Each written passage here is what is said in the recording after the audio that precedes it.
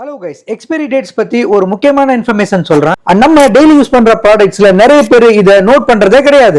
And இந்த முக்கியமான இன்ஃபர்மேஷனை உங்களோட ஃப்ரெண்ட்ஸ் அண்ட் ஃபேமிலிக்கு ஷேர் பண்ணுங்க.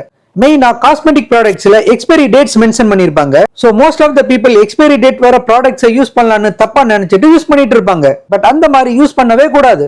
அண்ட் அதே சேம் ப்ராடக்ட்ஸ்ல இது மாதிரி ஒரு சிம்பிள் போட்டு அது உள்ள 1M 6M 12M மென்ஷன் பண்ணிருப்பாங்க. அதுக்கு என்ன அர்த்தம்னா, சப்போஸ் 6M மென்ஷன் பண்ணிருந்தா அந்த ப்ராடக்ட்ஸை ஒன்ஸ் ஓபன் பண்ணிட்டா 6 மந்த்க்கு மேல யூஸ் பண்ணக்கூடாதுன்னு அர்த்தம். சோ இதை கவனிக்காம யூஸ் பண்றப்ப அலர்ஜிஸ், இன்ஃபெக்ஷன்ஸ் வர சான்சஸ் இருக்கு. சப்போஸ் இது மாதிரி மெடிசன்ஸ், மெயினா சில்ட்ரன்ஸோட antibiotics and cough syrups use பண்றதுக்கும் எக்ஸ்பைரி ஆன மெடிசன்ஸ் யூஸ் பண்றதுக்கும் ஒரு டிஃபரன்ஸும் கிடையாது.